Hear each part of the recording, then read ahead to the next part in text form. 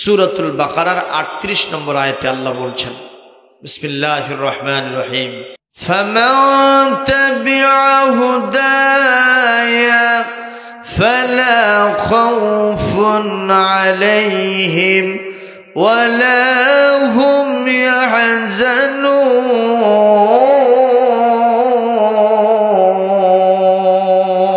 আল্লাহু আকবার। আল্লাহ পাক বলেন, যারা আমার পাঠানো এই হিদায়াত কোরআন কারীমটা তার ব্যক্তি, পরিবার, সমাজ এবং রাষ্ট্রের সব জায়গায় মেনে চলবে, তাদের জন্য কোনো ভয় থাকবে না, তাদের জন্য কোনো চিন্তার কারণ নাই। সুবহানাল্লাহ বলেন। মুসলমান, এটার বাস্তবতা আছে না নাই? কোন এই কোরআন যারা মেনে চলে, বাস্তবে একটু খেয়াল করে দেখেন,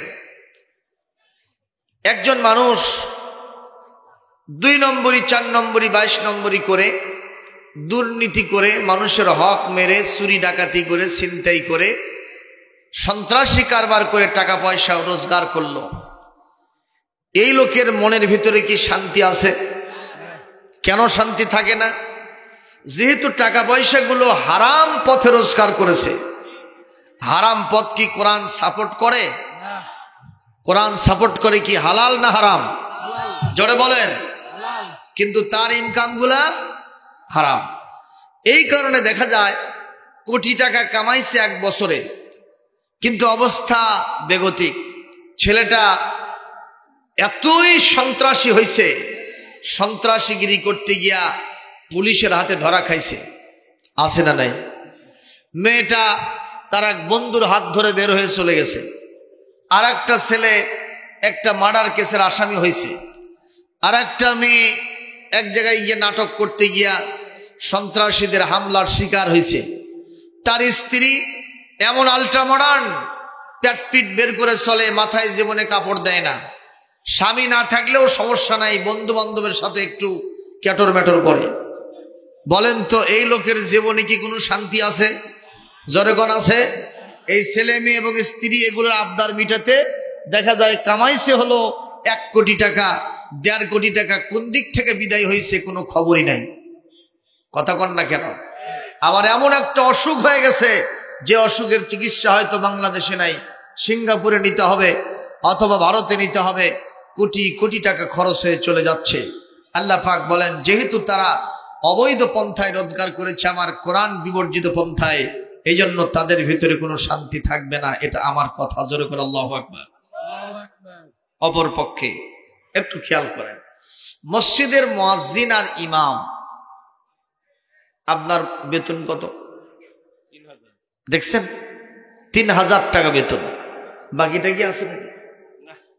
এক জায়গায় শুনলাম ৩,০০০ টাকা বেতন, ৬ মাস বাকি। ইমাম সাহেবের বেতন ১,৫০০ টাকা। বলেন আপনারা, এই ১,৫০০ টাকা আর খতিব সাহেবের ৩,০০০ টাকা, বর্তমান বাজার মূল্য যা, তাতে এটা কয়দিন চলবে? 1 সপ্তাহ যাবে? তাহলে পুরো মাস এই হুজুরটা চলে কেমনে আপনি কর? তারপরেও হুজুরের পরিবারের শান্তি আছে না নাই? জনগণ আছে না নাই? এমন কি তেমন কিছু পায় না, ভাঙ্গা সাইকেল নিয়ে নামাজ পড়াতে আসে, সেনের কালি দিয়ে পায়জামা মাকে গেছে। কথা কয় না? রান্না করছে, আস্তে করে খিচুড়ি খাইছে। এখন দুপুরবেলা খুবই খরস্রোতা, বাইরে খরতাপ, বাইরে না গিয়া আস্তে করে ওই খিচুড়ি খাওয়ার পরে আল্লাহর শুকরিয়া আদায় করে আস্তে করে বেডে গেছে ঘুমানোর জন্য। ওরে বাবা, যে বালিশ, এটা আস্ত একটা ইটের মতো। জোরেগণ ঠিক না ঠিক? জানলা দরজায় কি আর জানলা আছে, দরজা আছে, নাই সে ঘরের ভেতরে ফ্যান, নাই কোনো ডিসি এসি কোনো ব্যবস্থা। ওই বালিশ, ইট মার্কা বালিশে কাল্লা দিতে দেরি হয়েছে, ওর নাকের সাউন্ড উঠতে দেরি হয় নাই। এমন সাউন্ড রেলগাড়ি পর্যন্ত ফেল হয়ে গেছে। জোরে কোন কথা ঠিক না ঠিক? এই যে সুন্দর একটা ঘুম আল্লাহ তাকে দিলেন, ৩,০০০ টাকা মাসের চাকরি করার পরেও, বলেন তো এটা কি হারামের জন্য না হালালের জন্য? এ জোরে কোন কিসের জন্য? আর এই ইমাম সাহেবরা যখন একটা পান খায়, কতক্ষণ এমন ভাবে ধ্যারানি পড়ে যায়, মুখের এত সুগন্ধ, যেভাবে জাবর কাটে মনে হয় পৃথিবীতে শান্তি যদি কোথাও থেকে থাকে এইখানে তা এইখানে তা এইখানে। জোরে কোন ঠিক না বেঠিক? এর মানেই হলো হালাল পন্থা, কোরআন সম্মত পন্থা। শুধু তাই নয়, ইমাম সাহেবের কোনো টেনশন নাই, মুয়াজ্জিন সাহেবের কোনো টেনশন নাই। এই কি দুনিয়াতে হয়তো নামি দামি বাজার ঘাট করতে পারে না, মাছ গোস্ত বেশি কিনতে পারে না, শাক ভাত খায়, কচুর ভর্তা খায়, আলু ভর্তা খায়, তারপরেও আল্লাহ পাক তার জীবনে শান্তি দিয়েছেন একমাত্র হালাল পথে, কোরআনের পথে থাকার কারণে। জোরে কোন ঠিক কিনা? সুতরাং আমরা বলতে চাই, কোরআনের পথে থাকলে মানুষের কোনো টেনশন থাকবে না, ঘোষণাকার। মানুষের কোনো ভয় থাকবে না, ঘোষণাকার। একজন কবি সেই জন্য বলেছেন, যেমন তুমি দিলে জমিন, দিয়েছ আসমান, সুখের সমাজ গড়তে দিলে তেমনি কোরআন। তোমার দয়ায় ফুরান, দয়ায় ফুরান, দয়ায় ফুরান, তোমার দয়ায় ফুরান। আল্লাহ রাব্বুল আলামিন বলেন, আর রহমান আল্লামাল কুরআনা খালাকাল ইনসানা আল্লামাহুল বায়ান।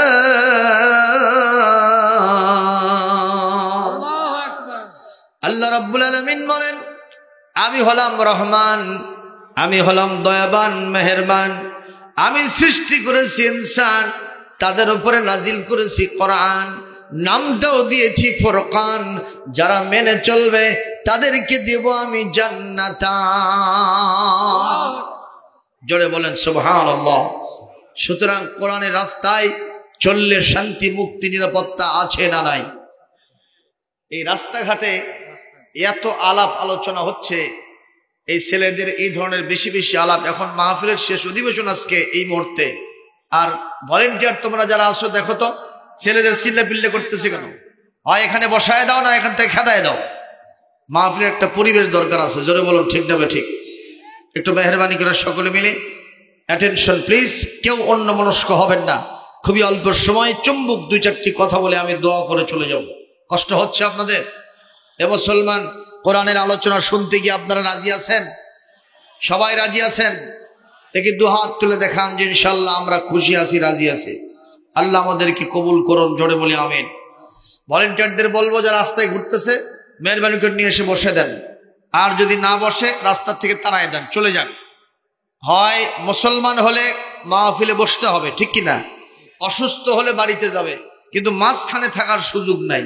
হয় পুরুষ না হয় নারী, মাঝখানে যারা তারা কি? জনগণ তারা কি? সুতরাং মাঝখানে যারা ঘোরাফেরা করতেছে এরা হলো হিজড়া মার্কা মুসলমান। এখন যারা হিজড়া হবি তারা ওটি থাক, আমাদের করার কিচ্ছু নাই, এটা বেকায়দা। জনগণ ঠিক না বেঠিক? সম্মানিত ভাইয়ের আমার, আমি ইতিমধ্যেই কোরআন কারীম থেকে তেলাওয়াত উপহার দিয়েছি। কোরআন কারীমের সূরাতুন নাহল 16 নম্বর সূরা 14 নম্বর পারা। সূরার নাম সূরাতুন নাহল, আয়াত নম্বর 90।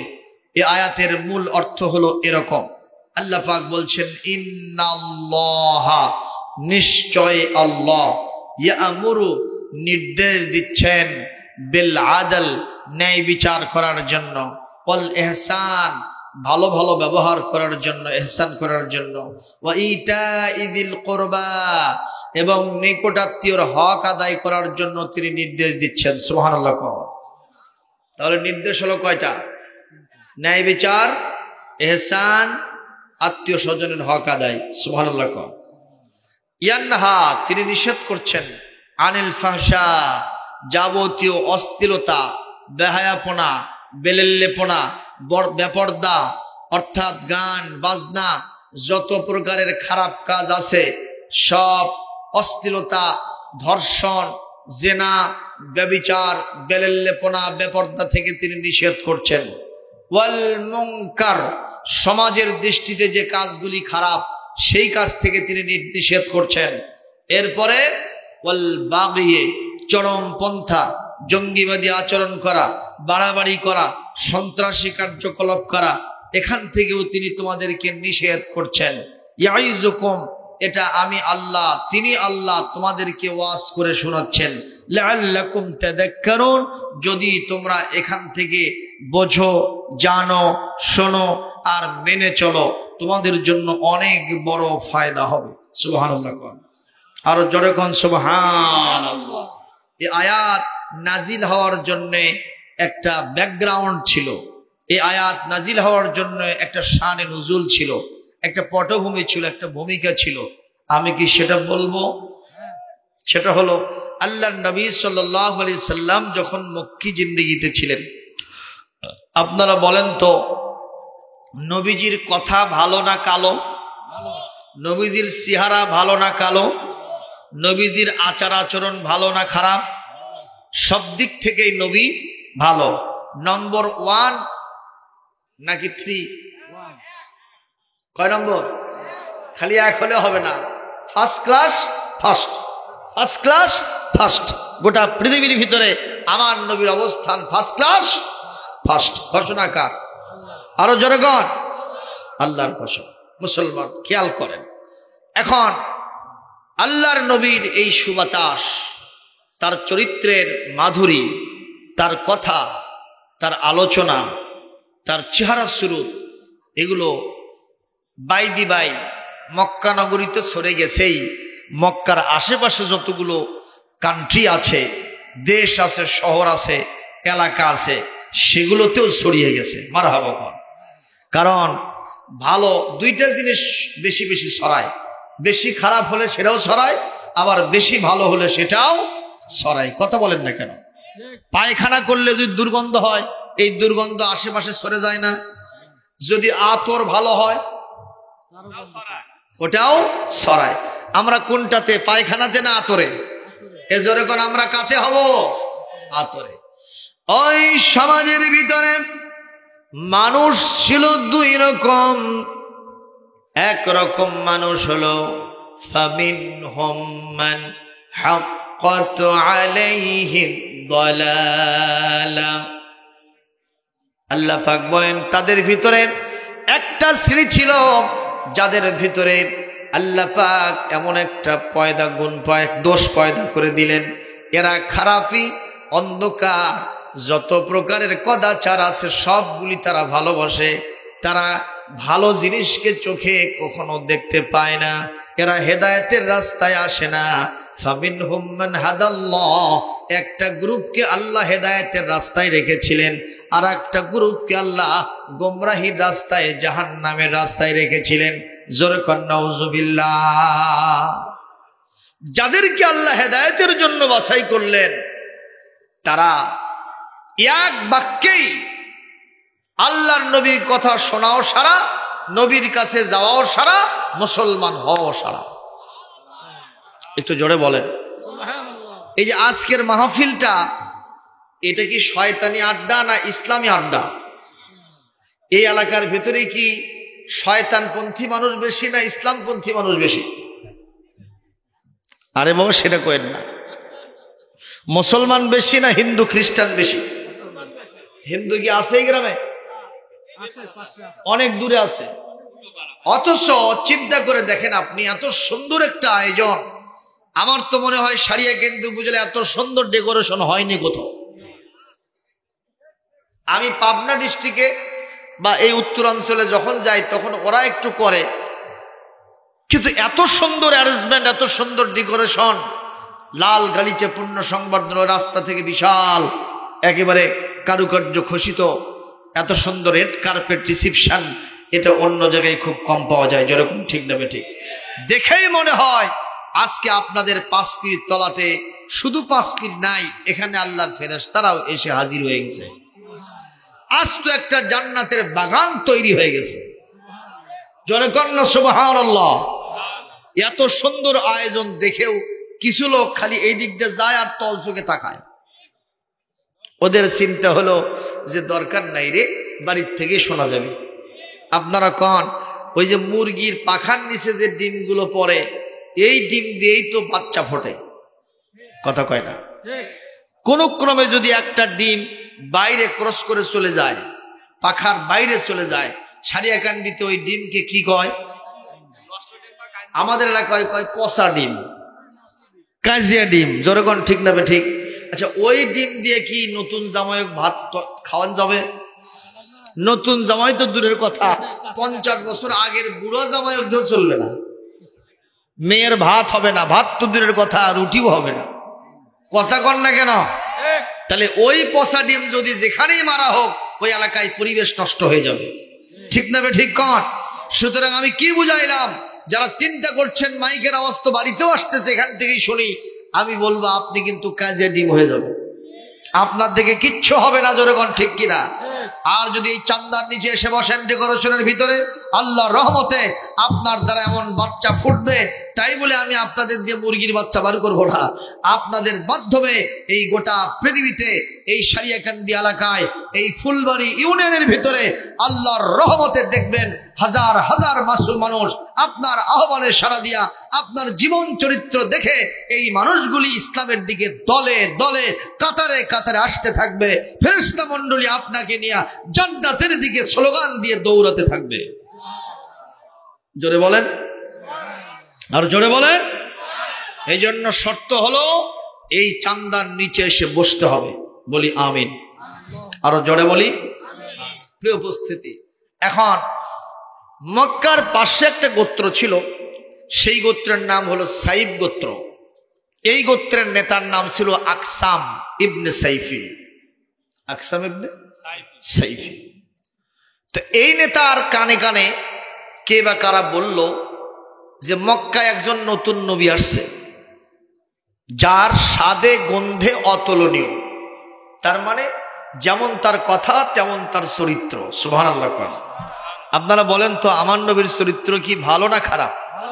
বলতেই পারেন আমার নবীর চরিত্র ফুলের চাইতেও, আমরা অনেকে বলি ফুলের মতো পবিত্র, তা বলা যাবে না। কারণ ফুলে অনেক সময় ওই মাছিও গিয়ে বসে, যেই মাছি পায়খানা থেকে উঠে আসছে বসে। ফুল যদি রাস্তার পাশে থাকে, ধুলাবালি গিয়ে সেখানে পড়ে ফুলটা আবর্জনা হয়ে যায়, ময়লা হয়ে যায়, কথা বলেন। কিন্তু আমার নবীর চরিত্রের মধ্যে কি এতটুকুন কোনো কালিমা নাই, দোষ, ময়লা? আমার নবীর চরিত্র ফুলের চাইতেও। বলবেন যে হুজুর প্রমাণ? কোরআন শরীফের সূরাতুল কলামের 4 নম্বর আয়াত একটু পড়বো, জোরে আল্লাহু আকবার দিতে পারবেন? ওয়া ইন্নাকা লাআলা খুলুকিন আযীম।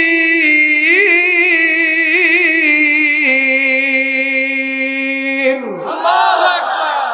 আল্লাহ পাক বলছেন, and verily you are of sublime morals, নবী, আমি আপনাকে এমন একটা চরিত্রের উপরে প্রতিষ্ঠিত করেছি, আপনার চরিত্র মাপার যন্ত্র এবং ফিতা গোটা পৃথিবীতে আবিষ্কার হয় নাই। এত বড় চরিত্র আপনাকে দান করেছি। একটু জোরে আল্লাহু আকবার বলবেন না? আমার নবী জীবনে কোনোদিন মিথ্যা কথা বলছেন? একজন কই বলছেন, জীবনে কখনো তুমি মিথ্যা বলনি, তাই তো তোমায় পেতে কাঁদে ধরণী। তোমারই মতো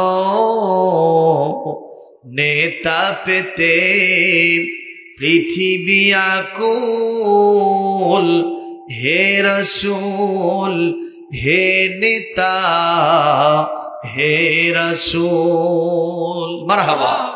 আর যখন মারহাবা। বাইরে আমার, এই জন্যেই আমার নবীর চরিত্রের মাধুরী, তার গুণাবলী আকসাম ইবনে সাইফির কানে যাওয়াও সারা, উনি কনভিন্স সারা, উনি চিন্তা করলেন আমি ওই নেতার কাছে যাব, আমি ওই নবীর চেহারা দেখব, তার কথা শুনব, তার আচার আচরণ যদি আমাকে ভালো লাগে, আমার কোনো অবজেকশন থাকবে না, আমি তার ছাত্র হয়ে যাব। লক্ষণ ভালো না খারাপ? ভালো। আর জোরে কন। লক্ষণ খুবই ভালো। বাইরে আমার আকসাম ইবনে সাইফি গোত্রের অন্যান্য লিডারদেরকে, কর্মীদেরকে, গোত্রের জনসাধারণদেরকে তিনি একটা জনসভা দিলেন। সেই জনসভার মঞ্চে দাঁড়ায়া তিনি বললেন, কোনো কিছু না, আমি একটু পরামর্শ চাই। সেটা হলো, নতুন নবীর আবির্ভাব হয়েছে মক্কায়, আমি তার কাছে একটু যাব, আমি তার কথা শুনবো। আমি অনেক দিন ধরে সত্য খুঁজতেছিলাম। ওই লাত, মানত, উজ্জা, হবল, চাঁদ, সূর্য এবং পাহাড় পর্বতের এই সমস্ত মূর্তির পূজা আমার কাছে কখনো পছন্দ হয় না। এই সমাজের মানুষের যা দশা, এই সমাজের মানুষের যে অবস্থা, এর একটা অবসান হতেই হবে। কিন্তু কার নেতৃত্ব হবে, আমি সেই নেতা খুঁজতেছিলাম। আমার মনে হয় ইনি হবেন সেই নেতা।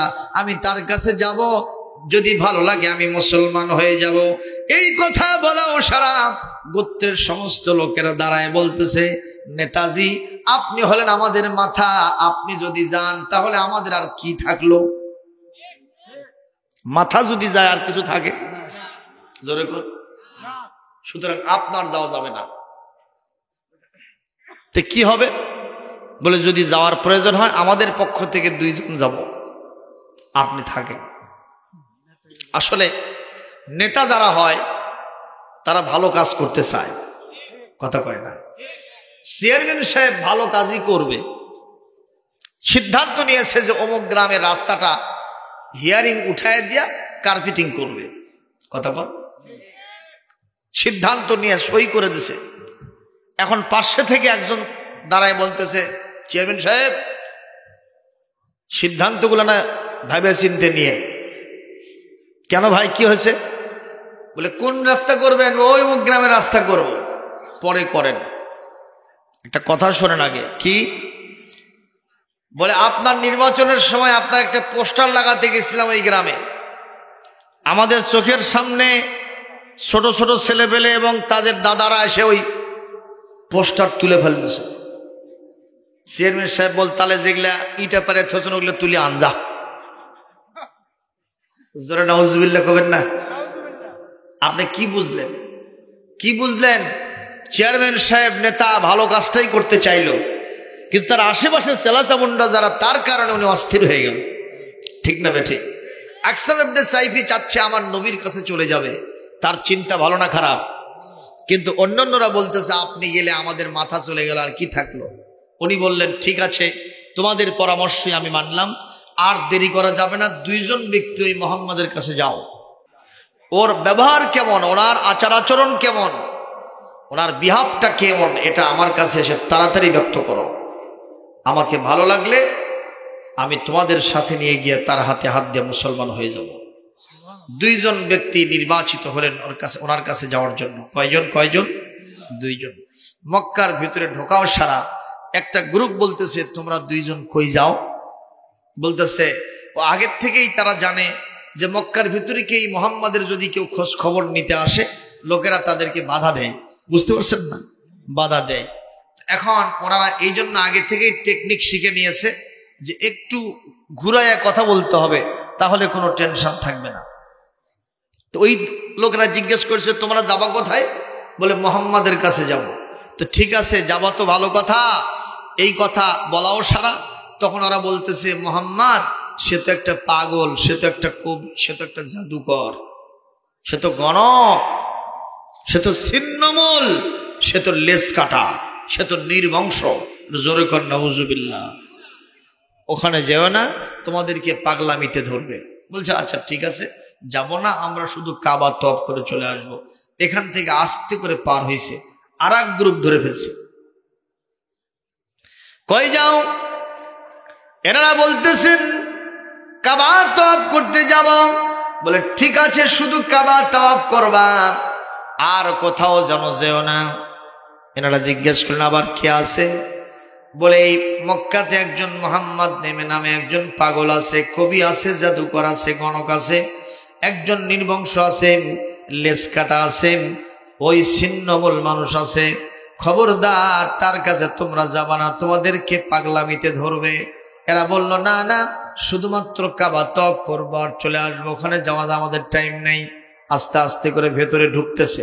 আল্লাহু আকবার কর। এক পর্যায়ে লাস্টলি এন্ড ফাইনালি আরেকটা গ্রুপ ধরেছে, কই যাও? বলে আমরা কাবায় যাচ্ছি তওয়াফ করার জন্য। বলে ঠিক আছে, শুধু কাবায় যাবা, অন্য কোথাও যেন যায় না। বলে আবার কি আছে? বলে একজন কবি আছে, পাগল আছে, জাদুকর আছে, গণক আছে, ছিন্নমূল মানুষ আছে, লেসকাটা আছে, নির্বংশ আছে। এই রকম লোকের কাছে কখনো যাবা না, তোমাদের কেউ কিন্তু পাগলামিতে ধরবে। এই কথা বলা সারা সঙ্গে সঙ্গে এই লোকগুলি বলতেছে, দেখুন যে লোকের সাথে আমাদের কোনোদিন দেখা হয় নাই, সেই লোকটাকে আপনারা পাগল বানাইছেন।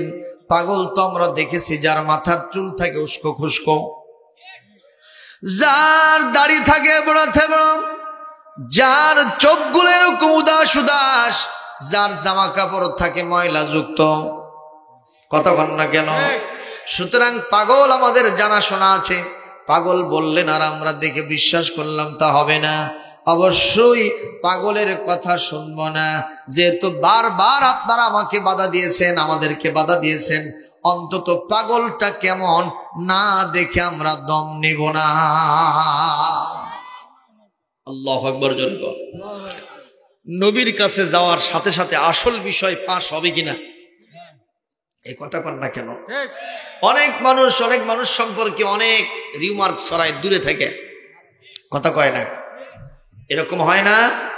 ওই যে এক বুড়ি, আল্লাহর নবী যেদিন মক্কা বিজয় করলেন, ওই বুড়ি একটা বড় পোটলা নিয়ে একবার পড়তেছে আর একবার উঠতেছে, একবার পড়তেছে আর একবার উঠতেছে। আল্লাহর নবী 10,000 সাহাবী নিয়ে মক্কায় ঢুকেছেন। সুবহানাল্লাহ। কাফের সব পালায়া বিদায় হয়েছে। এখন এই বুড়ির সামনে হুজুর দাঁড়ায় বললেন, ইয়া আইয়াতুহাল আজুজ আইনা তাযহাবিন, বুড়ি তুমি কই যাও? বুড়ি বলতেছে, বাবা তুমি আশ্চর্য কথা বলো, তুমি মক্কার লোক হলে এই কথা বলতে না। কেন? বলে তুমি কি জানো না, আজ থেকে 8 বছর পূর্বে আব্দুল্লাহর বেটা মোহাম্মদকে আমরা মক্কা থেকে খেদে মদিনায় দিয়েছিলাম। সেই মোহাম্মদ আজকে বিজয়ের বেশে মক্কায় ঢুকেছে, বিজয়ের বেশে ঢুকেছে। কাফের যারে পাবে কচু কাটা করে শেষ করবে। মোহাম্মদের চাইতে খারাপ মানুষ পৃথিবীতে আর কেউ নেই বাবা। সেই মোহাম্মদের ভয়তে পালায়া আমি এই পোটলা নিয়ে নিরাপদ জায়গায় যাচ্ছি। কথাগুলো বলতেছে কাকে? আমাদের নবীকেই বলতেছে। নবীজি ইচ্ছা করলে এই মুহূর্তে ধরে বুড়ি জব করতে পারতো না, কথা কয় না কেন? কিন্তু নবীজি তাই করছেন নাকি? নবীজি বলছেন, বুড়ি ভালো কথা, এই যে বিরাট পোটলা আপনি নিয়েছেন, এই পোটলা তো আপনার বহনের যোগ্যতা নাই, ক্ষমতা নাই, এটা আপনি কেন বহন? আপনার কি ছেলে মেয়ে নাই? বলে বাবা মুহাম্মাদের ভয়তে আমার ছেলে মেয়ে আগেই পালায় গেছে। আমি বুড়ি মানুষ, ওদের উক্তি হলো তুমি বুড়ি মানুষ, মুহাম্মাদের হাতে মরো আর বাঁচো, বাড়ির থাকো, আমরা পালায় যে অন্তত জীবনটা বাঁচুক। বাবা আমি কোন শ্রমিক পাই নাই, আমি কোন ছেলে মেয়েকে পাই নাই যে আমার এই পোটলা বহন করবে। নবীজি বলেন, বুড়ি রে, যদি এটা আমি বহন করি তাতে তুমি কি বাজান না খুশি? তোমার মতো সুদর্শন এরকম একটা শ্রমিক যদি আমি পাই, তাহলে আমি তোমার জন্য অনেক দোয়া করব, আর এতগুলো টাকা আমি তোমাকে দিয়ে দেব। আল্লাহর নবী মাথায় পোটলা নিয়ে সামনের দিকে হাঁটতেছেন, আর বুড়ি পিছনে পিছনে যায়, আর নবীজির চেহারা আনোয়ার দেখে পেছন থেকে বলতে থাকে, এই আব্দুল্লাহর বেটা মুহাম্মদ যদি নবী না হয়া তোমার মতো মানুষ নবী হতো, আমরা মক্কাবাসী আমাদের কপাল আরো ভালো হয়ে যেত। জোরে কর আল্লাহু আকবার। বাইরে আমার অনেক দূর যাওয়ার পরে বুড়ি বলতেছে, বাবা এখানেই রাখো, এটাই আমার নিরাপদ জায়গা, এটাই আমার সবচাইতে নিরাপত্তামূলক জায়গা। আব্দুল্লাহর বেটা মোহাম্মদ অন্য কোথাও যেতে পারলে পারবে, কিন্তু এত দূর আমার খোঁজে সে আসতে পারবে না। আল্লাহর নবী ওখানে পোটলাটা রেখে বুড়ির থেকে বিদায় নিয়ে আসতে চায়। বুড়ি বলে, বাবা একটু দেরি করো। বুড়ি খুঁটির মধ্যে হাত দিয়া টাকা বের করে আমার নবীর হাতে দিতে চায়। আমার নবী বললেন, বুড়ি রে, আমি এমন একটা মানুষ, টাকা পয়সা নিয়ে মানুষের কোনো উপকার করি না। জোরে কর আল্লাহু আকবার, আরো জোরে কর আল্লাহু আকবার। এই কথা বলা অনুসারে বুড়ি বলতেছে, বড় আশ্চর্য কথা, পয়সা নেবা না, অথচ রাস্তার ভিতরে এই পোটলা নিয়ে তুই পালায়ও গেলে না। এখানে আমার অনেক টাকা পয়সা সোনা দানা আছে, এগুলো নিয়ে তুমি পালায়ও তো যাও নাই, নিরাপত্তার সাথে পৌঁছায় দিয়েছো, আবার টাকাও নেবা না, এটা কেমন কথা? এই মক্কা নগরীতে মানুষ মানুষের উপকার করে বিনা পয়সায়, এই দৃশ্য চোখে দেখা দূরের কথা, মানুষের মুখে কোনোদিন গল্পেও শুনতে পারি নাই। তুমি পয়সা নেবা না, বলো তো তোমার নাম কি, তোমার পরিচয় কি? আল্লাহর নবী বলেন, বুড়িরে আমার পরিচয় দেওয়ার জানার দরকার নাই, শুধু আমি তোমার কাছ থেকে একটু দোয়া চাই। মারহাবা কোন। আল্লাহর নবী পরিচয় দিবেন না, বুড়ি কখনো ছাড়েন না। একবার যে পীরের কারণে নবীজি বললেন, বুড়ি যেহেতু পরিচয় নিতেই চাও, তোমার কানটা একটু খোলো, চোখ দিয়ে আমাকে একটু দেখতে থাকো, আর এই কথাগুলি মুখস্থ করে পরবর্তী জেনারেশনের কাছে শোনায় দাও, রিলে করে। বুড়িরে, যার ভয়েতে এত দূর পর্যন্ত তুমি পালাই আসছো, আমি সে আব্দুল্লাহর তিন পুত্র, আমার নাম নবী মুহাম্মদুর রাসূলুল্লাহ। এই কথা বলা ইশারা, বুড়ির চোখ থেকে দর দর করে পানি পড়া ওশারা। বুড়ি বলতেছে, বাবা তোমার সম্পর্কে মক্কার লোকেরা এত বাজে কথা আমাকে শুনাইছে, তুমি নাকি সন্ত্রাসী, তুমি নাকি বদমাইশ, তুমি নাকি পাগল, তুমি নাকি কবি, তুমি নাকি গণক, তুমি নাকি জাদুকর, তুমি নাকি নির্মূল, তুমি নাকি পিতৃ পরিচয়হীন, তুমি নাকি বংশমর্যাদার কুল কৌলিন্যের বিরোধী। এ বাবা, এতগুলি খারাপ কথা তোমার সম্পর্কে আমাকে শুনাইছে। আমি আজকে বাস্তবে দেখলাম সাধারণ মানুষের চরিত্র এমন হবে না, নবী ছাড়া এই চরিত্র কারোর মধ্যে কামনা করা যায় না। যেহেতু আমি তোমাকে পাইয়া গেছি, এই সুযোগটা হাতছাড়া করব না। আমি বুঝতে পারছি নবী মুহাম্মাদের চরিত্র ফুলের চাইতেও পবিত্র। এই বাবা, তাড়াতাড়ি হাতটা বাড়ায় দাও আর আমাকে ঈমানের কালেমা পড়ায় দাও। আল্লাহর নবী বললেন, বুড়ি পড়ো লা ইলাহা ইল্লাল্লাহু মুহাম্মাদুর রাসূলুল্লাহ। জোরে বলেন সাল্লাল্লাহু, আরো জোরে কর সাল্লাল্লাহু আলাইহি ওয়াসাল্লাম। আমার ভাইরা, আপনারা জবাব দেন, আমার নবীর চরিত্র ভালো না খারাপ? এই চরিত্র যারা অনুসরণ করবে তাদের চরিত্র ভালো না খারাপ হবে? একটু জোরে কর, ভালো হবে না খারাপ হবে? আমরা বাস্তবে দেখতে পাই, ওই নবীর চরিত্র যারা অনুসরণ করে না, তারাই মদ খায়, তারাই গাঁজা খায়, তারাই জুয়া খেলে, তারাই সন্ত্রাসীগিরি করে, তারাই মানুষের জমি দখল করে, তারাই মানুষ হত্যা করে, তারাই জেনা করে, তারাই ব্যভিচার করে, তারাই বাপ মাকে ধরে পিটায়া সাইজ করে। কথা কোন ঠিক না বেঠে? এজন্য নবীর চরিত্র মানার দরকার আছে না নাই? কে নির্দেশ দিচ্ছেন? আল্লাহ। কুল ইন কুনতুম তুহিব্বুনাল্লাহ ফাত্তাবিউনি ইউহিব্বুকুমুল্লাহ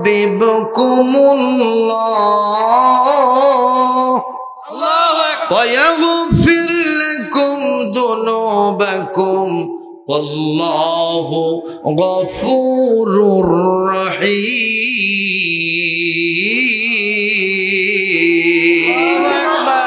কোরআনে কারীম সূরা আলে ইমরান আয়াত নম্বর 30, আল্লাহ পাক বলেন, নবী হে আপনি বলুন, যদি তোমরা আল্লাহর ভালোবাসা পেতে চাও তাহলে আমি নবীর অনুসরণ ব্যক্তি, পরিবার, সমাজ এবং রাষ্ট্রের সব জায়গায় তোমরা মেনে নাও। মারহাবা কোন, আরো জোরে কোন মারহাবা। তাহলে আল্লাহ তোমাদেরকে তার ভালোবাসা দিবেন, জীবনের সব গুনাহ খাতা মাফ করে দিবেন। জেনে রাখো, আল্লাহর চাইতে অত ক্ষমাশীল আর কেউ নাই, আল্লাহর চাইতে এত বড় দয়ালু আসমান জমিনে আর কেউ নাই। জোরে বলেন না সুবহানাল্লাহ। আপনারা বলেন, আমাদের আল্লাহ কি দয়ালু নাকি আমার আল্লাহ খুব কঠোর? দয়ালু। আমার আল্লাহর দয়া আছে না নাই? আছে। দেখেন তো এই দুনিয়াতে যারা কাফের, যারা মুশরিক, যারা খ্রিস্টান, যারা ইহুদি, বলেন তো তারা কি আল্লাহকে মানে? ওরা কি আল্লাহর নাম নিয়ে পশ্চিম দিকে কোনোদিন আসারও পড়ে? কিন্তু এই দুনিয়াতে আল্লাহ তাদেরকে খাবার দেয় না?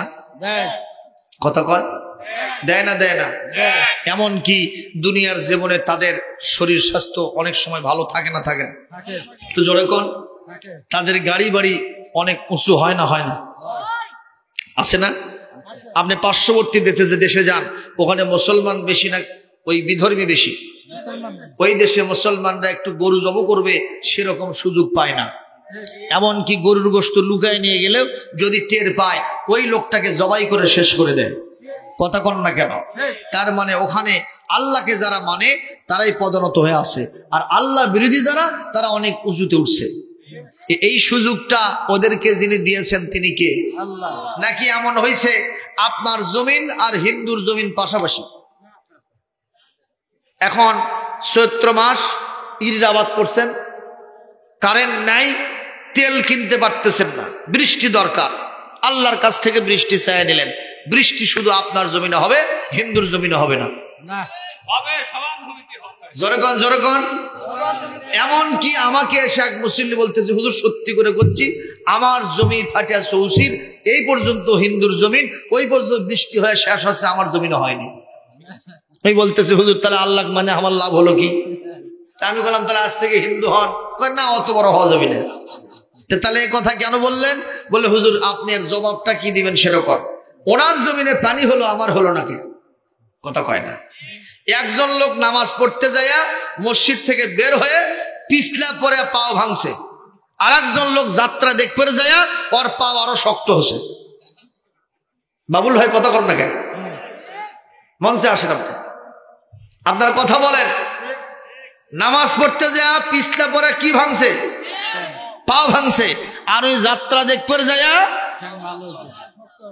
ওর পাও আরো শক্ত হচ্ছে, পাও ভাঙেনি। তুই এখন কলার নাড়ি চার করছে, দেখ কে হক পথে আছে। আপনারা জবাব দেন, যাত্রা দেখনেওয়ালা ওই হক পথে আছে? কে হক পথে আছে? তো ওর যে পাও ভাঙলো এর জবাব কি? এর জবাব দেন এখন। এর জবাব না লাগবে না? আল্লাহ বলেন ওয়ালানাবলুওয়ান্নাকুম বিশাইইম মিনাল খাউফি ওয়াল জু'i ওয়া নাকসিম মিনাল আমওয়ালি ওয়াল আনফুসি ওয়াস সামারাত।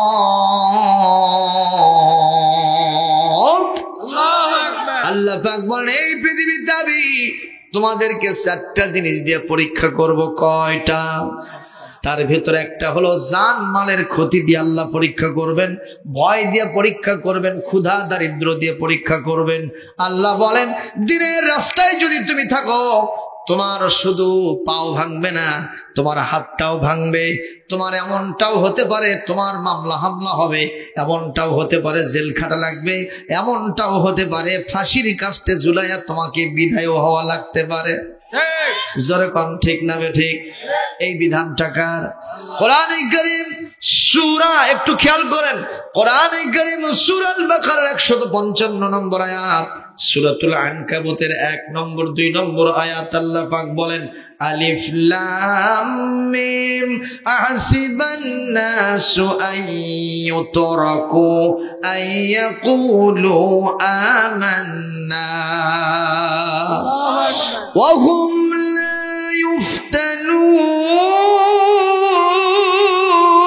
يفتنون ولقد فتنا الذين من قبلهم فليعلمن الله الذين صدقوا وليعلمن الكاذبين الله أكبر আরো জোরে কর আল্লাহু আকবার, আরো জোরে বলেন আল্লাহু আকবার। আল্লাহ বলেন যে তোমরা এই কথা বলেছো যে আমরা ঈমানদার হইছি, আমি এই কথা শুনে আস্তে করে জান্নাতের দরজা খুলে দিলাম। এটা কি করব? তা না, আমি তোমাদেরকে পরীক্ষা করে তারপরে ইমানের দাবিতে কে সত্যবাদী আর কে মিথ্যাবাদী, সত্যবাদীদের জন্য জান্নাত ঘোষণা করব আর মিথ্যাবাদীদের জন্য জাহান্নাম ঘোষণা করব। কথাকার সূরা আনকাবুত 21 নম্বর পারা। আল্লাহু আকবার কর। এখানে আল্লাহ পাক শুরুতেই ঘোষণাটা দিয়ে দিয়েছেন। সুতরাং মুসলমান ইমানের রাস্তায় চলতে গেলে পরীক্ষা হবে, ঠিক না বেঠিক? আপনার এক সন্ধ্যা খাবার থাকবে না, আর এক সন্ধ্যা থাকবে। এমন কি আমার নবীর চাইতে এই পৃথিবীতে ধনী ব্যক্তি কি আল্লাহ যদি চাইতেন আর কি হতে পারত? নবীর নির্দেশনায় একটা উহুদ পাহাড়, মক্কা মদিনার সবচেয়ে বড় পাহাড়, সেই পাহাড়টা আল্লাহ বলাও সারা, সঙ্গে সঙ্গে সোনা হয়ে যাওয়া সারা। এই দুনিয়ায় যার সোনা বেশি হয় এই লোক কি গরিব না? এই লোক কি ধনী? সবচেয়ে বেশি ধনী। আল্লাহর নবী এগুলো নেন নাই। আম্মা জান আয়েশা রিপোর্ট করেছেন, সপ্তাহের পর সপ্তাহ গেছে, দিনের পর দিন গেছে, আল্লাহর নবীর বাড়িতে চুলার আগুন জ্বলে নাই। একটু জোরে কর আল্লাহু আকবার। মুসলমান এমন কি নবীজি যেই দিন খন্দক কাটলেন, এই খন্দকের গর্তের ভিতরে এত বড় একটা পাথর বেজে গিয়েছিল। সাহাবায়ে আজমাইন ওখানে জোরে সোরে কোদাল মারে, কুড়াল মারে, শাবল মারে, কিন্তু উষ্টে আসে এতটুকুন, সেটা কাটে না, ফাটে না, সরে যায় না। সাহাবীরা ব্যর্থ হয়ে আমার নবীর কাছে রিপোর্ট করলেন। নবীজি সাল্লাল্লাহু আলাইহি ওয়াসাল্লাম সেখানে আসলেন, আর ওপর থেকে সর্বপ্রথম ওই পাথরের উপর একটা জাম করলেন। জাম বোঝেন না? একটা লাভ দিলেন। লাভ দেওয়া সারা উপস্থিত প্রায় ১,৫০০ সাহাবী তারা তাকায় দেখলেন আল্লাহর নবীর পেটের উপর থেকে ওই পর্দাটা, কাপড়টা একটু অপসারিত হয়ে গেছে। সাহাবায়ে আজমাইন দেখলেন আল্লাহর নবীর পেটের ভিতরে এত বড় একটা পাথর বাঁধা আছে। আপনারা জবাব দেন, মানুষ পাথর কখন বাঁধে? খিদার জ্বালায় পাথর বাঁধলে তো ক্ষুধা নিবারণ হবে না, জোরে কোন হবে? কিন্তু কেন পাথর বাঁধলেন? উদ্দেশ্য হলো পেটটাকে উঁচু করে দেখানো যে নবী খাইছে। কত কর? তার মানে ইমানদার তার কোনো ক্ষুধার জ্বালা কাউকে প্রকাশ করবে না, কাউকে জানাবে না। এত বড় মহৎ নবী উম্মতের জন্য পাগল পারা। আল্লাহর নবী সাল্লাল্লাহু আলাইহি ওয়াসাল্লাম এই পাথর বেঁধেছেন এই জন্য যাতে কেউ বুঝতে না পারে নবীর ক্ষুধা আছে। ও মুসলমান, এই দৃশ্য দেখে সব সাহাবীরা কান্নার রোল ফেলে দিলেন। সবচাইতে বেশি যিনি আহত হলেন তার নাম হযরতে জাবের রাদিয়াল্লাহু তাআলা আনহু। তিনি দৌড়ে গিয়া বাড়িতে স্ত্রীকে বললেন, প্রাণের বিবিরে, যে দৃশ্য দেখে আসছি আহার পানি আমাদের জন্য হারাম হয়ে যাবে। বিবি, বাড়িতে কোনো খাবার ব্যবস্থা আছে কিনা? বলে, প্রাণের বিবিরে, বাড়িতে তেমন খাবার ব্যবস্থা নাই, সামান্য একটু আটা আছে, 2-3 খান রুটি হতে পারে, আর 1 গ্লাস দুধ আছে। কয় গ্লাস? যেটা একটা শিশুর খাবার কোনো মতো হবে। ইয়া রাসূলুল্লাহ, ইয়া হাবিবাল্লাহ সাল্লাল্লাহু আলাইহি ওয়াসাল্লাম, আমি আপনাকে এবং আপনার সাহাবীদেরকে দাওয়াত দিলাম, আপনি আমার বাড়িতে তাশরিফ নিয়ে আসবেন, আপনার আমার বাড়িতে গিয়ে খাবেন। আল্লাহর নবী চিন্তা করলেন এখন জাবেরের বাড়িতে কয়জন যায়। জাবেরের মনের চিন্তা ছিল বেশি না, মাত্র 2-3 জন, রসুল সহ। উনি তো একা যাবেন না, তার সফর সঙ্গী 2-3 জন থাকবে। ওই 3টা রুটি অন্তত 5টা-7টা করা কোনো ব্যাপার হবে না। সুতরাং দুধটা একটু পানি দিয়ে যদি আস্তে করে জাল করা যায়, এটাও বেশি করা যাবে। এইরকম একটা চিন্তা নিয়ে তিনি রসুলকে দাওয়াত দিয়েছেন। আল্লাহর নবী বলছেন, ও আমার উপস্থিত 1400 সাহাবী যারা খন্দক কাটার কাজে অংশ নিয়েছো, আমি 1500 সাহাবীকে দাওয়াত দিলাম, জাবেরের বাড়িতে আমাদের খেতে যেতে হবে। জোরে কোন আল্লাহু আকবার। ও মুসলমান, হযরত জাবের যে শুনলেন রসুল সবকে দাওয়াত দিয়েছে, উনি তখন চিন্তায় পড়ে গেলেন, মনের দিক থেকে ছোট হয়ে গেলেন। আল্লাহ, আপনি সম্মানের মালিক, দুনিয়ার শ্রেষ্ঠ মেহমান আমার বাড়িতে যাবে, দুনিয়ার শ্রেষ্ঠ মেহমান আমার বাড়িতে যাবে, আর আমি যদি তাকে খাবার না দিতে পারি, এর থেকে অপমান আর কিছুই নয়। আল্লাহ, আপনি আমার ব্যবস্থা করবেন। জাবেরের মন দেখে ওই মনের কথা কিন্তু চেহারার ভেতর দিয়ে ফুটে ওঠে। উনি যখন ছোট হয়ে গেছেন, রাসূল বলছেন, জাবের রে, কোনো চিন্তা ভাবনা করবা না, আমি হলাম রাহমাতাল লিল আলামিন, আমি রহমত এবং বরকতওয়ালা নবী, আমি যেখানে যাই খাবারগুলো জিরো থেকে হিরো হয়ে যায়। একটু জোরে কর আল্লাহু আকবার। বলেন তো, আমার নবী যেখানে হাত দেন সেটা কি বরকতময় হয় না? বদরের যুদ্ধের দিনে এক সাহাবী এসে বলছেন, হুজুর, এত সুন্দর জিহাদের ফজিলত আপনি বর্ণনা করছেন, আমি জিহাদে যেতে চাই, কিন্তু আমার কোনো প্রকারের অস্ত্র নাই, আমার ঢাল নাই, তরবারি নাই, তীর নাই, কিচ্ছু নাই, ইয়া রাসূলুল্লাহ, আমাকে একটা তরবারি দেন। হুজুর বললেন, লা আজিদু লাকা সালাহাও ওয়ালা রিমাহা, আমি তোমার জন্য একটা তরবারিও পাচ্ছি না, একটা তীর ধনুক কিচ্ছু পাচ্ছি না, মানে আমার যা যা ছিল সব দেওয়া হয়ে গেছে, সুতরাং আমার হাতে আর কোনো অস্ত্র নাই। সাহাবীর মনের এতই জজবা, ইয়া রাসূলুল্লাহ, আপনি যত কথাই বলেন, আমাকে একটা কিছু দিতেই হবে, আপনি যেটা দিবেন ওটাই আমার তরবারি হবে। তাও সুবহানাল্লাহ জোরে কবেন না। এ ভাই, আপনাদের কষ্ট হচ্ছে নাকি? মোনাজাত দেব, আর একটু চলবে, আর একটু চলবে। আরে আলোচনা তো শুরুই হয়নি বাবুল ভাই, কেবল ভূমিকা চলতেছে, আলোচনা চলবে। দেখি কারা কারা চলার পক্ষে হাত তুলে দেখান। নারায়ে তাকবীর। দেখেন তো কার হাত ওঠেনি, দেখেন তো কার, ওই গ্রুপের লোক রে, শয়তান গ্রুপের লোক। নারায়ে তাকবীর, নারায়ে তাকবীর। আল কোরআনের আলো সারা দুনিয়ায় জালো, কোরআন সুন্নাহ যেখানে, আলেম ওলামা যেখানে, নারায়ে তাকবীর। আলহামদুলিল্লাহ কম। আল্লাহর নবী বললেন, বাবা, আমি তোমাকে দেওয়ার জন্য তীর তরবারি কিচ্ছু পাচ্ছি না। সাহাবী বললেন, হুজুর, আপনি যেটা দেবেন সেই তরবারি হবে। হুজুর এক সাহাবীকে বললেন, এই পাগলকে আমি এখন কি দিয়ে বুঝাই, আর আমি এমন মানুষ কারো আবদার ফেলে দিতে পারি না। সুবহানাল্লাহ। সুতরাং যাও তো ওই বাবলার ডাল থেকে একটা ডাল ভেঙে নিয়ে আসো, বাবলার গাছ থেকে ডাল ভেঙে নিয়ে আসো। বাবলার গাছ থেকে একটা ডাল ভেঙে নিয়ে এসে নবীর হাতে দেওয়া হলো। সাহাবী নিজে রিপোর্ট করেছেন, আমি ওই ডালটা নিয়ে বদরের যুদ্ধে চলে গেছি, কাফের যখনই পাইছি আঘাত করছি, ধারালো তরবারি দিয়ে আঘাত করলে যেরকম হয়, ওইটা মারার সাথে সাথে কাফের দ্বিগণ্ডিত হয়ে পড়ে গেছে। তার মানে বাবলার ডালকে যিনি নবীর বরকতে তরবারি বানিয়ে দিয়েছেন তিনি কে? আল্লাহ। উনি সবকিছু পারেন না? কথা বলেন। কুলিল্লাহুম্মা মালিকাল মুলকি তু'তিল মুলকা মা তাশাউ ওয়া তানজি'ুল মুলকা মিম্মা তাশাউ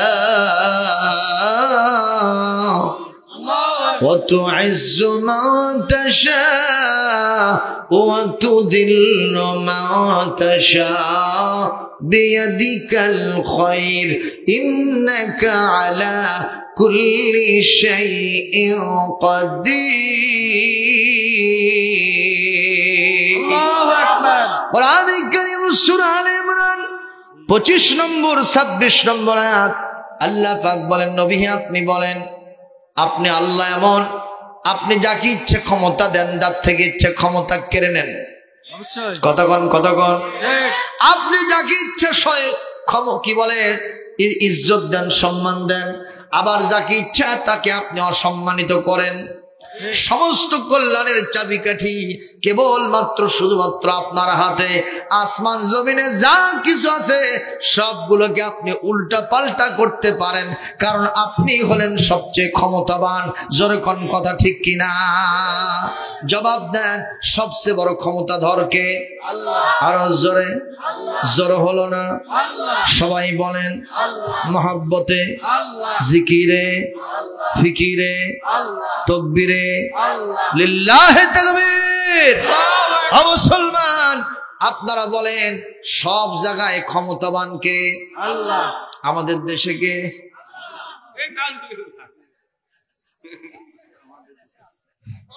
কেন? নাউজুবিল্লাহ। ক্ষমতা কি আছে? না না, ক্ষমতা কার? উনি আছে, সব সময় আছে, সব সময় আছে। আল্লাহ। হুজুর বুঝতে পারেনি, ঠিকই আছে, কিন্তু উনি বলছে উল্টোটা, বুঝেন নাই? উনি বলতেছে যে এখন এখানে কি আছে সেটা বলতেছে। তা আসলে যিনি যেখানে থাক না কেন ওভারঅল কে? আল্লাহ। সুবহানাল্লাহ কর। কিন্তু একটা এলাকায় যাওয়া হলো, ভাই এই জমিটা কার? কয় এটা আমার। এটা কার? কয় আমার বাবার। এটা কার? চাচা। এটা কার? জ্যাঠাতো ভাই। এটা কার? চাচাতো ভাই। ভাই এই এলাকায় আল্লাহর কিছু নাই? কয় হুজুর আল্লাহর ছিল না, এইবারই আমরা 3 শতক দিছি। আল্লাহ কয় শতক দিছে? এইবারই। তে করছে আল্লাহর 3 শতক কোথায় না দেখান তো। এ ধরে নিয়ে যে করছে হুজুর এই যে দেখেন এই মসজিদ ঘরের 3 শতক 3 দিয়ে ছাপড়া দিছি। আল্লাহ সত্যি করে করছে কিছুই আসছিল না, এইবার আমরাই মিলে এই 3 শতক দিছি। আপনারা বলেন সত্যি কি আল্লাহর ওই 3 শতক? এ জোরে কর লিল্লাহি মা ফিস সামাওয়াতি ওয়া মা ফিল আরদ। আসমান জমিনে যা আছে সব কার? আল্লাহ। সুতরাং সে আল্লাহর সাথে পাল্লা দেওয়া যাবে না। আমাদের রবের নাম কি? আল্লাহ। তার সাথে দিও না পাল্লা, থাকবে না কারো কাল্লা। জোরে বলেন সুবহানাল্লাহ। আবার বলেন আমাদের রবের নাম কি? আল্লাহ। তার সাথে দিও না পাল্লা, থাকবে না কারো কাল্লা। কে কে পাল্লা দেবেন হাত তোলেন তো দেখি। ওটি 2টা লোক বসে আছে, আল্লাহর সাথে পাল্লা দেবে। আল্লাহর সাথে কোনো পাল্লা দেওয়া চলিবে না।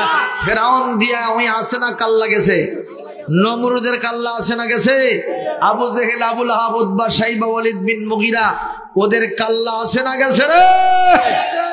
এমনকি গোটা পৃথিবীর সর্বশেষ লেটেস্ট ফেরাউন ছিল বুশের বাচ্চা বুশ। কথা কন, আর কাল্লা আছে না গেছে? আরো জোরে কন। এই পাকিস্তানের ছিল পারভেজ মোশাররফ, এই গতকালকের পত্রিকায় দেখেছেন ওইটারও কাল্লা শেষ। কথা বলেন ঠিক না ঠিক? সুতরাং পৃথিবীর যে যেখানেই থাকুক না কেন আল্লাহর সাথে যদি পাল্লা দেয় তার কাল্লা যাবেই যাবে, তাতে কোনো সন্দেহ নয়। ঠিক না ঠিক? পেলেন নাকি? একটু খেয়াল করেন। আমার নবীজি সাল্লাল্লাহু আলাইহি ওয়াসাল্লাম তিনি ক্ষুধার জ্বালায় কষ্ট পেয়েছেন না পান নাই? পেটে পাথর বেঁধেছেন না বাঁধেন নাই? তাই বলে কি মনে করবেন পৃথিবীর ওই সমস্ত ধন ঐশ্বর্যশালী ব্যক্তিরা পেট পুরে যারা খানা খায়, 4 স্টার 5 স্টার হোটেলে খায়, আরো বড় বড় হোটেলে খায়, একটা সন্ধ্যা নাস্তার বিল হয় অন্তত 1 লক্ষ টাকার ওপরে, এই লোকেরা কি আমার নবীর চাইতেও বেশি ভালো? আমার নবীর চাইতেও বেশি সুখী? কথা কন। এরা যতই খানা খাক না কেন, যতই স্বপ্নে বিভোর থাক না কেন, যতই ক্ষমতার চেয়ারটা উঁচুতে হোক না কেন, যদি আল্লাহকে না মানে 4 পয়সার কোনো মূল্য আল্লাহর কাছে নয়। জোরে বলুন ঠিক না ঠিক? একটা মানুষ সব চেনে, আল্লাহকে চেনে না, এরকম লোক আছে না? এই বাপকে চেনে, মাকে চেনে, ভাই বোন, বেটা বিটি, এমনকি একটা কানা করি পরে থাকলে সেটাও চেনে। কথা কয় না? দেশ দূরান্তর ঘুরে আসে বিশ্ব, বাড়িটা সারিয়াকান্দি উপজেলার হাট ফুলবাড়ির পাশে 5 ফিট তলার ওই বাড়িটাও খুঁজে পায়, কিন্তু পায় না কার? আল্লাহ। এটা কি মানুষ না শয়তান? শয়তান। জোরে কোন মানুষ না শয়তান? কি কয় তুমি আল্লাহ মানো না কেন? কয় যে যাক দেখি না তাক মানি না। আশ্চর্য কথা। ছোট্ট একটা ছেলে বলতেছে চাচা এটা একটা কথা বলেন। কয় হ্যাঁ এটাই কথা আমার, আমি যুক্তি ছাড়া কোনো কাম করি না। ওই আল্লাহ দেখার জন্য আকাশে গেছি পাইনি, পানির নিচে গেছি খুঁজে পাইনি, জঙ্গলে গেছি তন্ন তন্ন করে খুঁজেছি, গাছে গাছে নাই, রাতের আধারে খুঁজেছি, দিনের আলোতে খুঁজেছি, প্রকাশ্যে খুঁজেছি, গোপনে খুঁজেছি, যাকে দেখি না নয়নে তাকে মানি কেমনে? বলেন ওই মানুষটা শয়তান? শয়তানের চাইতেও নিকৃষ্ট, কারণ শয়তানও আল্লাহকে মানে না। ওই যে আল্লাহর কাছ থেকে তুই পাওয়ার নেছে, রব্বি আনজিরনি ইলা ইয়াউমি ইউবআসুন, হে আমার রব আপনি আমাকে কিয়ামত পর্যন্ত অবকাশ দেন। তাহলে আল্লাহকে আল্লাহ মানছে তো, কথা কন না কেন? কিন্তু এই কি আল্লাহ যা বলছে তার উল্টো চলেছে, কিন্তু বিশ্বাস করে যে আল্লাহ আছে। কিন্তু মানুষের মধ্যে যারা আল্লাহকে মানে না, চেনে না, জানে না, আল্লাহর কথা শুনতে ভালোবাসে না, এরা শয়তান ইবলিসের চাইতেও নিকৃষ্ট। চতুষ্পদ জানোয়ার যারা আছে, আপনার বাড়ির কুকুর, আপনার বাড়িতে কিছু কুকুর থাকে না দেখবেন, অন্ধকার রাত্রে আপনি বাড়িতে গেছেন এই মাহফিল শুনে, এখন কুকুর আপনাকে তো চিনতে পারে নাই, অন্ধকার তো রাস্তার আসতেছে, কিন্তু একটা মানুষ আসতেছে এটা টের পাইছে, সঙ্গে সঙ্গে ঘেউ ঘেউ শুরু করছে, কথা কয় না, ঘেউ ঘেউ শুরু করে দিয়েছে। যেই না ঘেউ ঘেউ শুরু করছে বুঝছেন, তখন আপনি একটা গলা খাকর মারছেন, ওই কিন্তু তখন টের পাইছে, ও তখন দৌড়ে এসে আপনার চতুষ্পার্শ্বে ঘুরবে আর লেজ নাড়তে থাকবে আর বলবে, oh my dear lord, I am extremely sorry, আমি আন্তরিকভাবে দুঃখিত যে আপনি এসেছেন, আমি বুঝতে পারি নাই। তাহলে বোঝা গেল একটা কুকুরও তার মালিককে চেনে। একটা গরু যাকে আমরা বলি কিছুই জানে না, বোঝে না, তাকে তো গরু কওয়া হয়, কথা কন? যে মানুষ কিছু বোঝে না তাকে কি কন? তুই একটা গাই বারে, তুই একটা গরু রে, কিছুই বুঝলাম না, আপনি তো খাইলেন না, বলে আমি খাবো দেরিতে, আমি নবী এমন মানুষ আগে পেটে কিছু দেই না, আগে আমার কর্মীদেরকে খাওয়ায়। এরকম নেতা পাওয়া যাবে? নেতার মতো নেতা যখন পাই না কোথাও খুঁজে, কাঁদি শুধু কাঁদি হায় রে এই দুটি চোখ বুজে, তখন তোমার স্মরণ আমায় দেয় যে সান্ত্বনা, রসূল আমার কাজে কর্মের অনুপ্রেরণা, রসূল আমার ভালোবাসা, রসূল আমার আলো আশা, রসূল আমার প্রেম বিরহের মূল আলোচনা, রসূল আমার কাজে কর্মের অনুপ্রেরণা। মারহাবা, আরো জোরে কোন মারহাবা। আমার ভাইরা আমি শেষ করে দিব, 12:30 বেজে গেছে, অল্প সময়ের ভিতরে কষ্ট হচ্ছে কিনা আপনাদের? এই দুইজন ব্যক্তি এক পর্যায়ে আমার নবীর কাছে যাওয়ার জন্য বায়না ধরেছে। মক্কার গভর্নমেন্ট তাদের বায়নাটা আবদারটা পূরণ করে আমার নবীর কাছে যাওয়ার জন্য শর্ত আরোপ করছে। যাবা ঠিক, কিন্তু কানের ভিতরে আঙ্গুল ঢুকায় দিয়ে যেতে হবে, কারণ মুহাম্মাদের কথা শোনা যাবে না, শুনলে সমস্যা। কথা পায় না। وقال الذين كفروا لا تسمعوا لهذا القرآن والغوا فيه لعلكم تغلبون। খবরদার তার কথা শুনবো না। এইবার দুইজন কানের মধ্যে আঙ্গুল দিছে আর গোয়েন্দা বাহিনীকে লাগাই দিয়েছে, কান থেকে কোনো সময় আঙ্গুল বের করে কিনা দেখবা।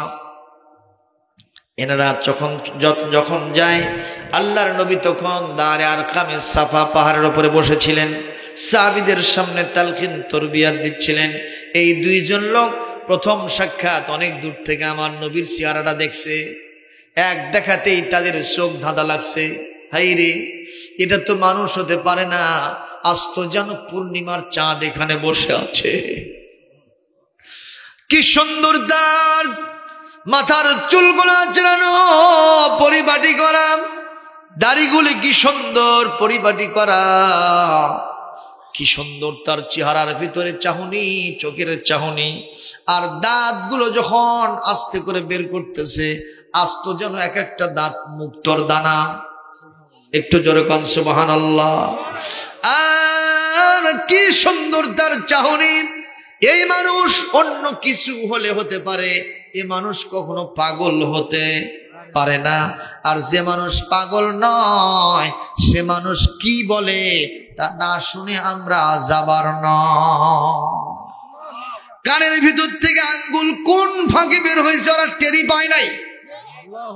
আল্লাহর নবী তখন কোরআন থেকে তেলাওয়াত করতেছিলেন, ইন্নাহু লাকাউলু রাসূলিন কারীম ওয়া মা হুয়া বিকাউলি শাইর ক্বালিলাম মা তু'মিনুন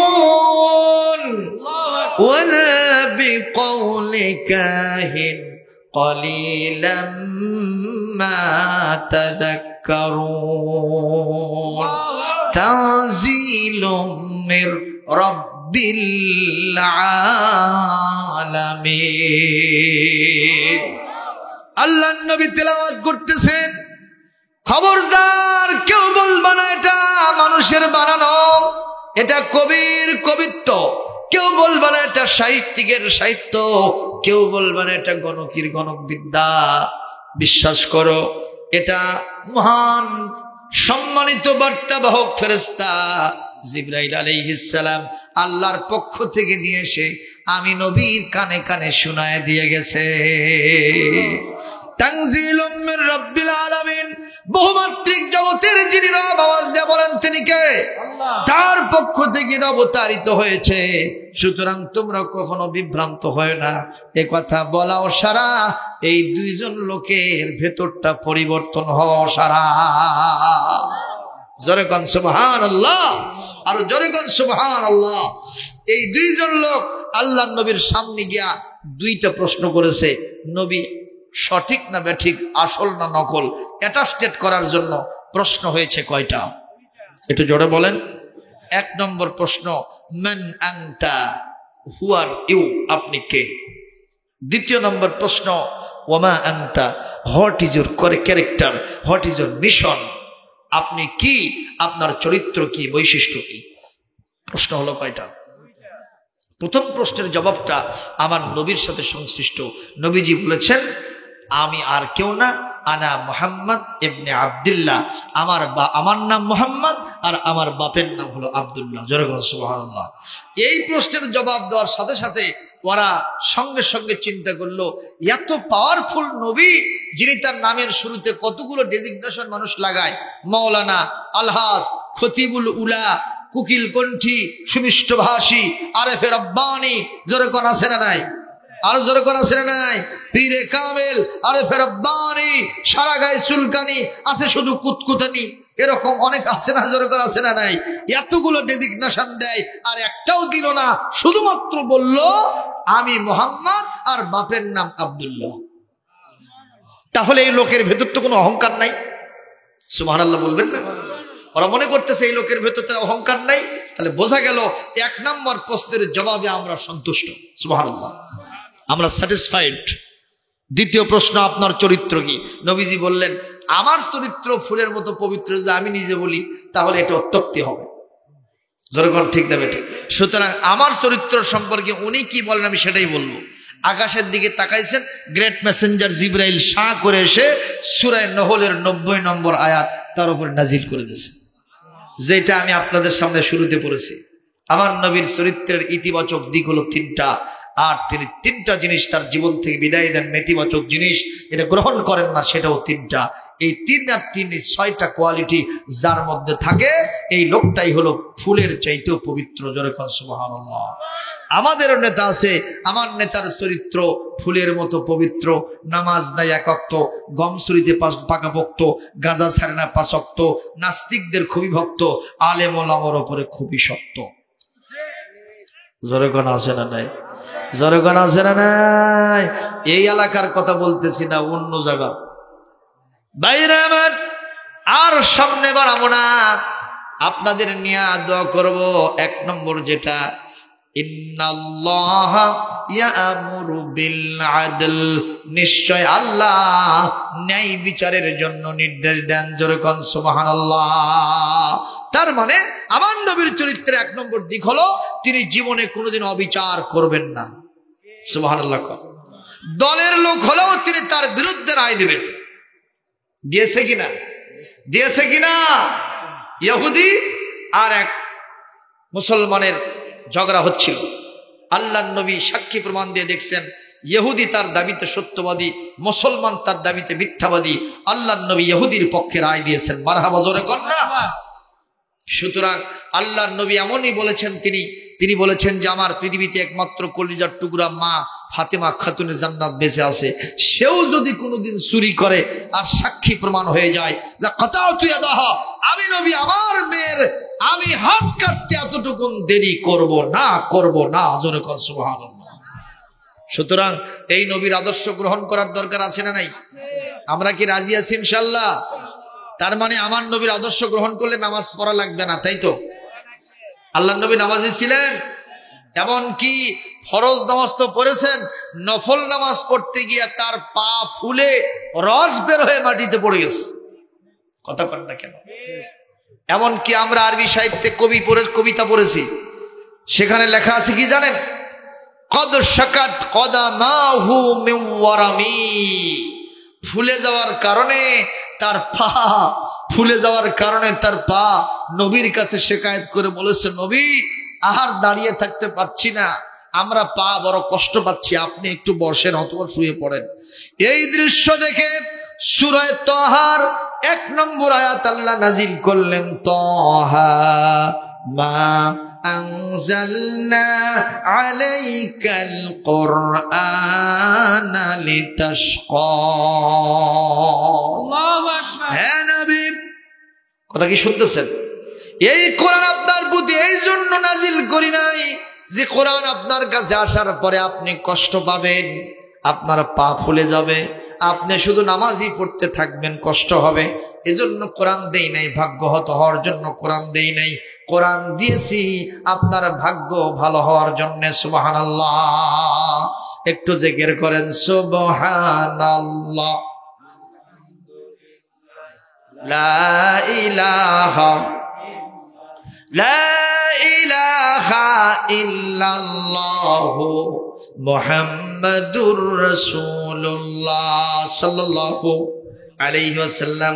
সবাই একটু দরুদ ইব্রাহিম পড়েন ইনশাআল্লাহুল আজিজ, মোনাজাত করে দেব। সবাই পড় আল্লাহুম্মা সাল্লি আলা মুহাম্মাদ ওয়া আলা আলি মুহাম্মাদ। আজকালকে বক্তারা খালি ছেলে এবং ছেলের বউ এই দুইজনের প্রতি প্রেসার দেয়, তোমরা বাবা মায়ের এবং শ্বশুর শাশুড়ির খেদমত করো। কিন্তু শ্বশুর শাশুড়ি, পুত্রবধূ এবং পুত্রের উপরে কি তাদের কোনো অধিকার নাই? তাদের কোনো দায়িত্ব নাই? এই কথা বলছে। সন্তান জন্ম দিল, তার কর্মসংস্থানের ব্যবস্থা করলো না। আর এই অবস্থায় সন্তান হয়তো কর্মগত কারণে পিতামাতার খেদমত যতটুকু করা দরকার ততটুকু করতে পারে নাই। এতে কি এই সন্তানের দোষ হবে? খালি আপনারা বক্তব্য দিতে উঠেই খালি পিতামাতার পক্ষে কন আর সন্তানের বইয়ের বিপক্ষে কন, দোয়া হবে ইনশাআল্লাহ। আপনি আসেন তো, মঞ্চে আসেন। প্রিয় ভাইয়ের আমার, কষ্ট হচ্ছে আপনাদের? এরকম একটা প্রশ্ন আমার কাছে আসছে। আপনারা বলেন, এই পৃথিবীতে আল্লাহ রাব্বুল আলামিন যে ন্যায় বিচারের কথাটা বলতেছিলাম, এই আদালত এবং ইনসাফ, এটা কিন্তু বাপ মা সন্তান সন্ততি উভয়ের ব্যাপারেই আছে। কথা কোন ঠিক না বেঠিক? একটু দেখেন আপনারা, হুজুর তার প্রমাণ কি? প্রমাণ হলো এইটা। একটু খেয়াল করে, আস্তে করে ভাই, একটু খেয়াল করে। এই কোরআন শরীফে আছে ছেলে এবং মেয়ের ব্যাপারে একটা দোয়া, সূরা বানী ইসরাঈলের 24 নম্বর আয়াতে আছে, রব্বিরহামহুমা কামা রাব্বায়ানি সগীরা। আল্লাহ বলছেন, হে সন্তানেরা, হে ছেলে এবং মেয়েরা, তোমরা তোমাদের বাবা মার জন্য দোয়া করো। হে আমাদের রব, আপনি আমার বাবা মাকে আপনি সেইভাবে রহমতের কোলে লালন পালন করেন যেভাবে ছোটবেলায় তারা আমাদেরকে রহমতের কোলে লালন পালন করেছে। তাহলে সন্তানদেরকে এই দোয়া বাপ মার জন্য করার জন্য নির্দেশ দিলেন কে? তাহলে এই দোয়াটা কে করবে? ছেলে মেয়েরা। কার জন্যে? কথা কোন? এটা গেল। এইবার আসেন সূরাতুল ফুরকান আয়াত নম্বর ৭৪। কত? আল্লাহ পাক সেখানে বলছেন, রব্বানা হাব লানা মিন আজওয়াজিনা ওয়া যুররিয়াতিনা কুররাতা আয়ুনিন ওয়াজআলনা লিল মুত্তাকিনা ইমামা। আল্লাহ পাক এখানে বলেন, আল্লাযীনা ইয়াকুলুনা, আমার খাঁটি বান্দা তো তারা এই দোয়া সন্তানদের জন্য করে যারা, তার মানে পিতামাতা আল্লাহর কাছে দোয়া করবে, হে আল্লাহ আপনি আমাদের সন্তান সন্ততি বিবি বাল বাচ্চাকে আমাদের চক্ষু শীতলতাকারী বানায় দেন, তাদের দেখলে যেন আমাদের চক্ষু জুড়ায়, কলিজা ঠান্ডা হয়, আর আমাদের সন্তানদেরকে মুত্তাকি বানায় দেন, আর ওই মুত্তাকিদের নেতৃত্ব আমাদের হাতে আপনি দিয়ে দেন। তার মানে বোঝা গেল যে আল্লাহ সন্তানদেরকে পিতামাতার জন্য দোয়া করতে বলেছেন, সে আল্লাহ পিতামাতাকে সন্তানদের জন্য দোয়া করতে বলেছে। তাহলে বলেন তো এরকম কোন ইরশাদনামা আছে না নাই? আল্লাহ কি কখনো এক চোখের তেল আর এক চোখের লবণ বেচেছেন? আল্লাহ পাক উভয়ের দায়িত্ব দিয়েছেন। এমনকি যেই পিতামাতা তার সন্তানদেরকে দ্বীন শরীয়ত শিক্ষা দেবে না, নামাজ শিক্ষা দেবে না, আদব শিক্ষা দেবে না, নামাজ শিক্ষা দেবে না, কোরআন পড়া শিক্ষা দেবে না, এই সন্তান সন্ততি কাল কিয়ামতের ময়দানে এই পিতামাতাকে আল্লাহ বলবেন আল্লাহর কাছে, আল্লাহ রব্বানা রব্বানা, হে আমাদের রব, আপনি ওই পিতামাতাকে আমাদের পায়ের নিচে দেন। এরপরে নাজআলহুমা তাহতা আকদামিনা, আমাদের পায়ের নিচে পিষ্ট করে, আমি পদদলিত করে তারপরে আমি জাহান্নামে যাব।